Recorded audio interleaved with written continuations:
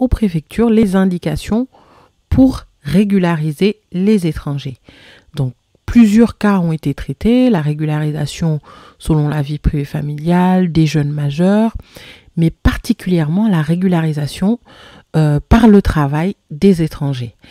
Et donc, la circulaire Valls a posé plusieurs conditions pour qu'un étranger puisse être régularisé par le travail. La première condition est celle de la durée de présence en France.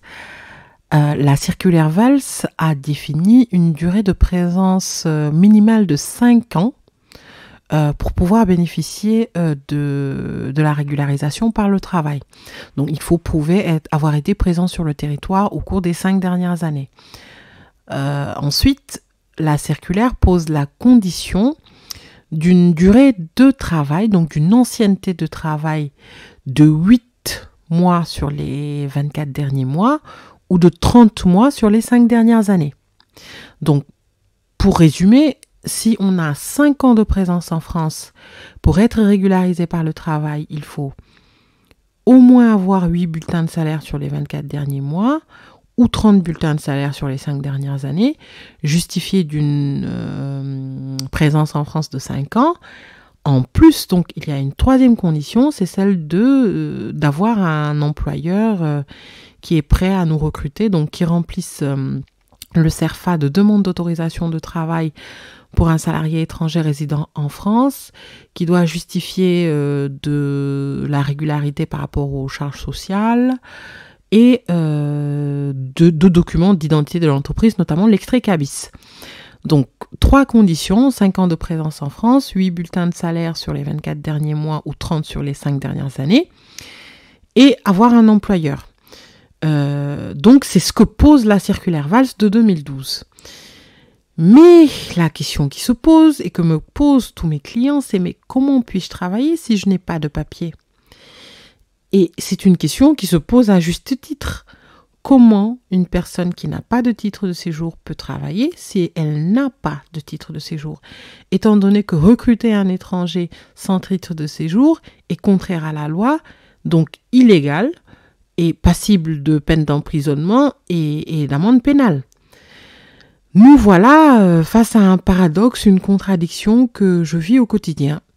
Parce que j'ai des personnes qui sont en France depuis 3, 4, 5, 6, 7 ans, qui me demandent mais comment je peux être régularisée, j'ai un employeur qui souhaite m'embaucher, je bénéficie, il m'a fait une promesse d'embauche, il a rempli le CERFA et tout.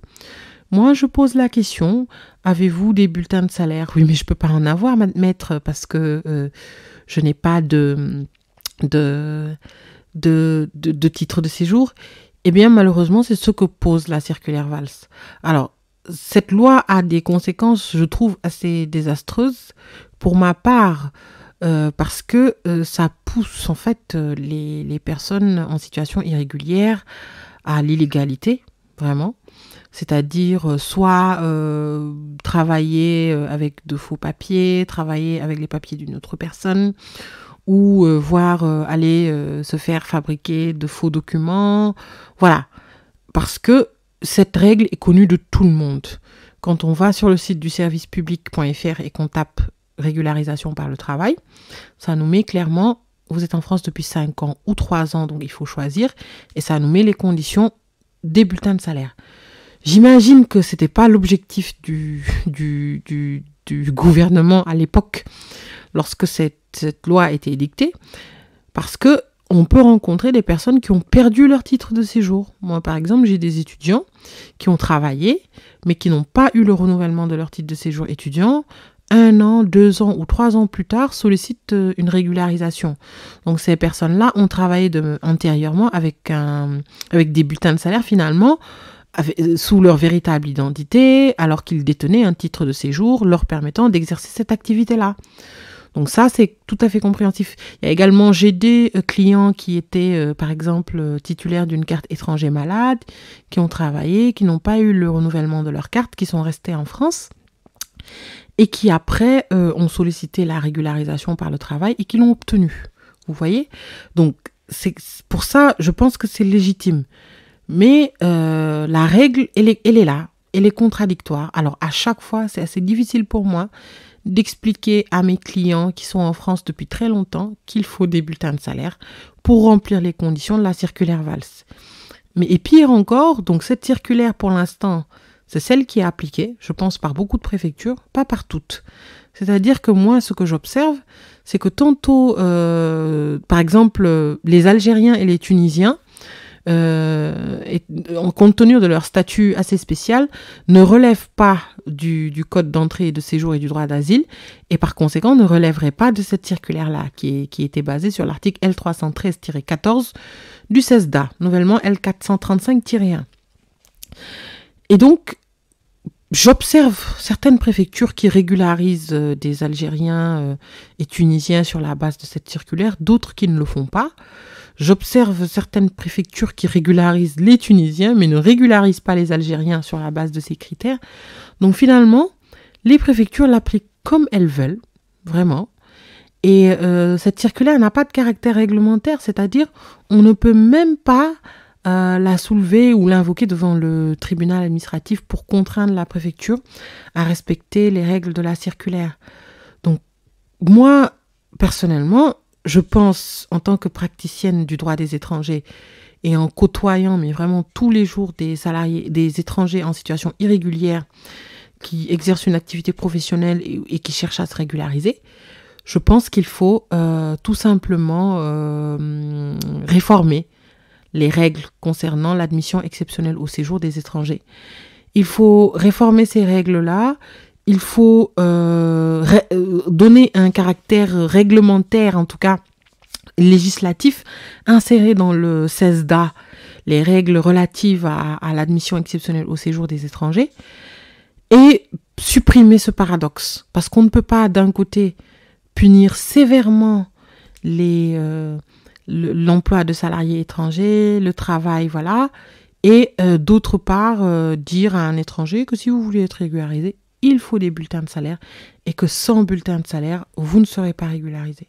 C'est vraiment pousser la population étrangère à par exemple, travailler soit avec des documents d'autrui, soit avec de faux documents, mais je pense qu'il faut absolument abroger cette circulaire et clarifier tout ça dans le CESDA.